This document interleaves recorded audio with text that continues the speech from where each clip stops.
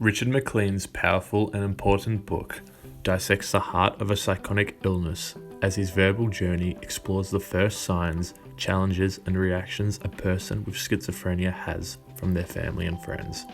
In addition to this, he shares his paranoid delusions and offers a visual experience by including digital artwork he created to help objectify and control his impulses and fears. As McLean relates his experiences step by step, issues of sexuality, identity, and drug use are discussed along with the overarching issues relating to mental health and the medical profession.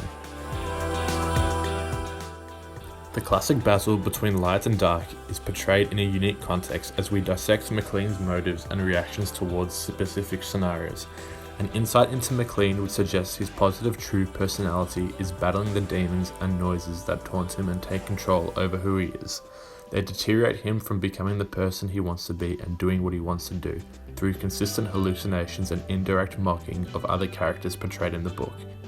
McLean explores alternative methods to attain his likable attributes and personality traits he once had, but the voices constantly battle and push away the good in him. The novel indirectly suggests the evil control these voices have over McLean deteriorate him away from family, friends, and support, which make his recovery more tedious, as he describes it as quote-unquote such a chore, as he quote-unquote doesn't want to talk about it and relive it. Such examples would include McLean's progressive work at the RSEV branch. When starting out, he portrayed positive and worthwhile experiences as he would discuss the benefits through working with positive people like Bruce and how he is eager to quote-unquote please anyone who is in a position of authority. As weeks passed, however, these experiences transitioned into darker and stark, as he would attain more cryptic messages through within his working environment.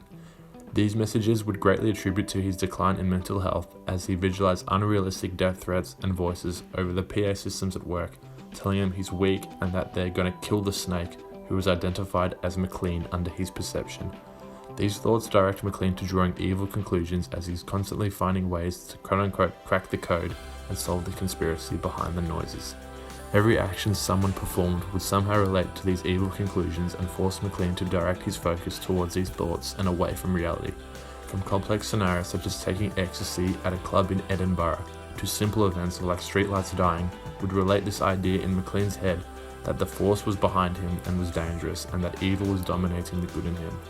Throughout class, we learn about the stress vulnerability bucket and how stresses and unhelpful coping strategies can amplify water in the bucket, making a patient more vulnerable to psychotic experiences.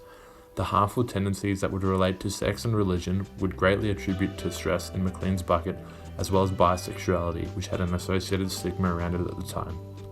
Recreational drug use can also have a brain reaction that resembles schizophrenia.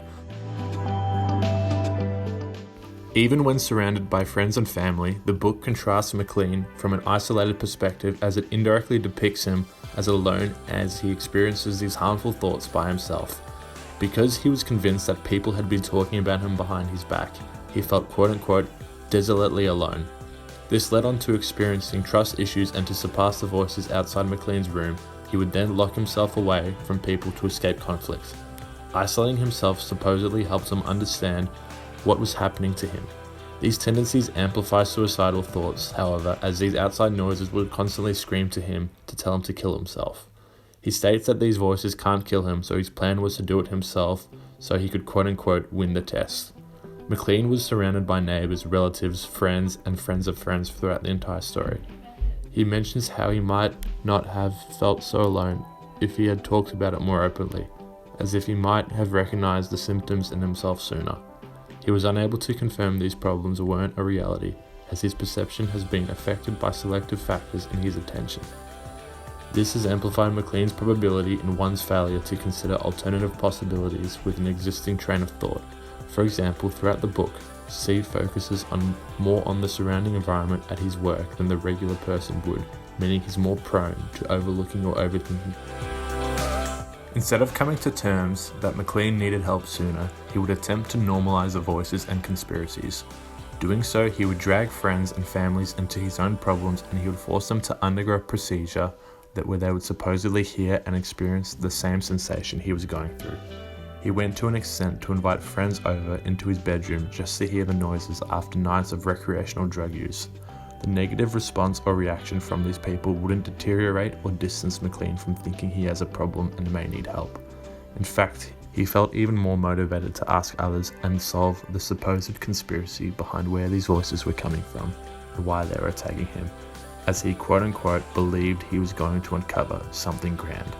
This was so normalized for McLean to a point where he believed these voices were actually happening. Thus he dismissed any notion towards getting help for a very long time. This led to harmful tendencies as he continuously saw and heard things that weren't actually there. The denial at an early stage led on to more delusions as he constantly saw number plates telling him he was crazy and he was a mad one. The television would often talk to him saying negative things about him, telling him to quote-unquote leave the country. This would extend the period of time McLean had these experiences, making the recovery process a lot more optimistic. He would constantly look for excuses to support the notion that they were real. His mother knew he heard voices, and from his perception, he believed she treated the situation as if it were completely normal. Because he was grateful for her accepting attitude, this gave McLean a reason to believe she knew the voices were real. This constant belief of denial that it was in his head made McLean feel as if he was being watched and that his whole life was being recorded. At the end of the book, the following quote confirms this notion.